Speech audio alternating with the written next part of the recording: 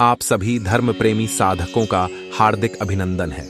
आज हम श्रीमद् भगवद गीता के पावन द्वितीय अध्याय सांख्य योग में प्रवेश कर रहे हैं। यह वह दिव्य संवाद है जहां मोहग्रस्त अर्जुन को भगवान श्री कृष्ण ज्ञान, कर्म और भक्ति का आदर्श उपदेश प्रदान करते हैं। यहाँ आत्मा की अमृता, धर्म का आचरण और स्थित प्रज्ञता का परम आदर्श प्रकट होता है। हे भाविक जनों, आइए मन को स्थिर करें, चित्त को शुद्ध करें और इस अमृतमयी वाणी का श्रवण करें। यही ज्ञान मोक्ष का द्वार खोलने वाला है। तो चलिए आरंभ करते हैं। श्रीमद् भगवद गीता का दूसरा अध्याय अत्यंत महत्वपूर्ण है। यहां से ही गीता का असली उपदेश प्रारंभ होता है। अर्जुन विषाद से ग्रस्त होकर शरणागत होता है और भगवान श्री कृष्ण को अपना गुरु स्वीकार करता है। इस अध्याय में श्री कृष्ण अर्जुन को आत्मा के शाश्वत स्वरूप का ज्ञान देते हैं। कर्मयोग, आत्मज्ञान तथा सांख्य योग की महत्ता बताते हैं। यही अध्याय संपूर्ण गीता के बीज रूप में है। कुरुक्षेत्र के महायुद्ध के मैदान में अर्जुन विषाद में डूब चुका था। अपने ही संबंधियों, गुरुजनों और मित्रों के विरुद्ध युद्ध करने की पीड़ा से वह विकल हो उठा। वह अपने धनुष को नीचे रख चुका था और युद्ध से पलायन की इच्छा कर रहा था। इस मनोदशा में वह भगवान श्री कृष्ण से ज्ञान की याचना करता है। अर्जुन का आत्मसमर्पण। अर्जुन अब तक जो दुविधा में था, श्री कृष्ण के चरणों में अपने को शिष्य के रूप में समर्पित करता है। कार्पण्य दोषोपहत स्वभावः पृच्छामि त्वां धर्म सम्मूढ़ चेताः यच्छ्रेयः स्यान्निश्चितं ब्रूहि तन्मे शिष्यस्तेहं शाधि मां त्वां प्रपन्नम। अर्थात मेरी स्वाभाविक करुणा से बुद्धि भ्रष्ट हो गई है और मैं धर्म के विषय में अत्यंत भ्रमित हूं। मैं आपसे पूछता हूं कि मेरे लिए क्या निश्चित रूप से कल्याणकारी है। मैं आपका शिष्य हूं, मुझे शिक्षा दीजिए। श्री कृष्ण मुस्कुराते हैं और अर्जुन को धैर्य बंधाते हैं। वे कहते हैं कि जो योद्धा अपने धर्म के लिए युद्ध करते समय शरीर छोड़ते हैं, वे स्वर्ग प्राप्त करते हैं। जीवन मरण से भयभीत होना क्षत्रिय के लिए शोचनीय है। अशोच्यानन वशोचस्त्वं प्रज्ञावादांश्च भाष्य से गतासु न गतासूंश्च नानुशोचन्ति पंडिताः। अर्थात तुम जिनके लिए शोक कर रहे हो वे शोक के योग्य नहीं हैं और तुम ज्ञान की बातें कर रहे हो। ज्ञानी जन न जीवितों के लिए शोक करते हैं और न मृतकों के लिए। आत्मा का अमृतत्व। श्री कृष्ण आत्मा के शाश्वत स्वरूप का बोध कराते हैं। वे समझाते हैं कि शरीर नश्वर है परंतु आत्मा कभी नष्ट नहीं होती। न जायते म्रियते व कदाचित नायं भूत्वा भविता व न भूयः अजो नित्यः शाश्वतोऽयं पुराणो न हन्यते हन्यमाने शरीरे। अर्थात आत्मा न कभी जन्म लेती है न कभी मरती है, न यह उत्पन्न हुई है और न उत्पन्न होगी। यह अजन्मा, नित्य, शाश्वत और सनातन है। शरीर के मारे जाने पर भी यह आत्मा मारी नहीं जाती। धर्म का पालन आवश्यक है। श्री कृष्ण अर्जुन को उसके क्षत्रिय धर्म का स्मरण कराते हैं। वे बताते हैं कि युद्ध करना उसका कर्तव्य है। यदि वह अपने धर्म से विमुख होगा तो पाप अर्जित करेगा। स्वधर्मम अपि चावेक्ष्य न विकंपितुमर्हसि धर्म्याद्ध युद्धात् श्रेयोन्यत क्षत्रियस्य न विद्यते। अर्थात अपने धर्म को ध्यान में रखते हुए तुझे कंपित नहीं होना चाहिए। क्षत्रिय के लिए धर्मयुक्त युद्ध से बढ़कर कोई कल्याणकारी कार्य नहीं है। कर्म फल का त्याग।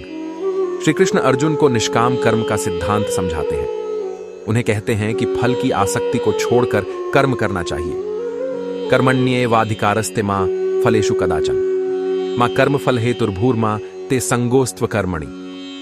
अर्थात तेरा अधिकार केवल कर्म करने में है, फल पर नहीं। तू कर्म फल का कारण मत बन और न ही अकर्मण्यता में आसक्त हो। सांख्य और योग का समन्वय।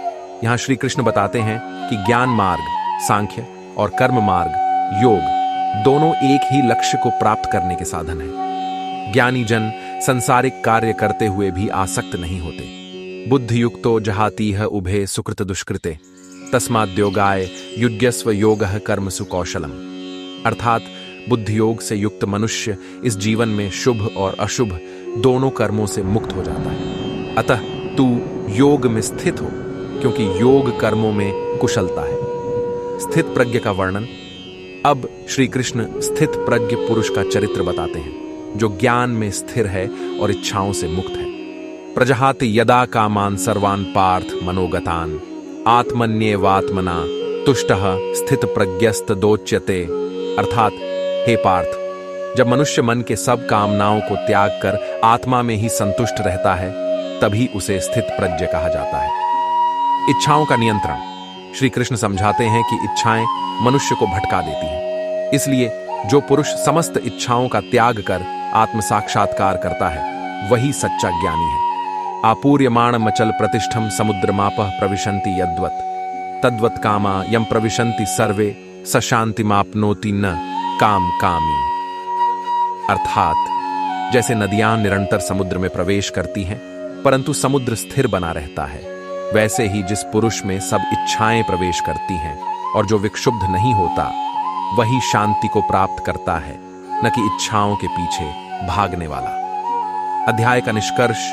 इस प्रकार दूसरे अध्याय में श्री कृष्ण ने अर्जुन को आत्मा का ज्ञान, धर्म का पालन, निष्काम कर्म और स्थित प्रज्ञता के सिद्धांत सिखाए।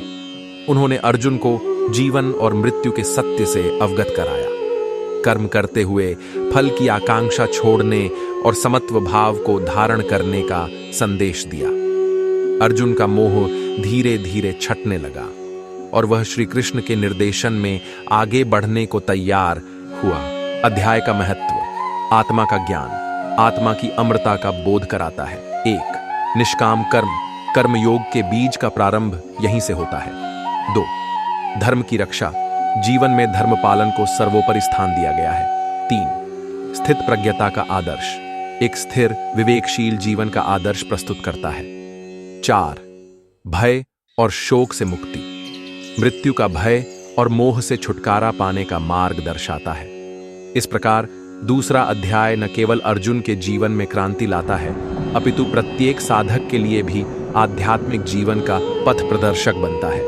अगर आपको यह दिव्य ज्ञान प्रेरणादायक लगा हो तो कृपया इस वीडियो को लाइक करें, अपने मित्रों के साथ शेयर करें और हमारे चैनल को सब्सक्राइब कर लीजिए, ताकि हम इसी तरह और भी आध्यात्मिक रत्न आपके जीवन में ला सकें। और हाँ दोस्तों, कमेंट सेक्शन में जरूर बताइएगा कि इस अध्याय से आपको क्या सीख मिली। श्री कृष्ण के किस उपदेश ने आपको सबसे अधिक प्रेरित किया, या आपके अनुसार जीवन में निष्काम कर्म का सबसे सुंदर उदाहरण क्या हो सकता है। आपके विचार हमारे लिए बहुत मूल्यवान हैं। हम हर कमेंट पढ़ते हैं और आपका अनुभव जानना हमारे लिए सौभाग्य की बात होगी। जिस प्रकार गंगा जी की धारा निरंतर बहती रहती है, वैसे ही श्रीमद् भगवद गीता का ज्ञान भी निरंतर प्रवाहित होता है। हरि AUM तत्सत। तो दोस्तों, मिलते हैं अगले वीडियो में गीता के तीसरे अध्याय कर्म योग के साथ। तब तक आत्मचिंतन करते रहिए और श्री कृष्ण की वाणी में मन को स्थिर रखिए। धन्यवाद, और धन्यवाद आपके प्रेम व सहयोग के लिए। Thanks for watching. जय श्री कृष्ण।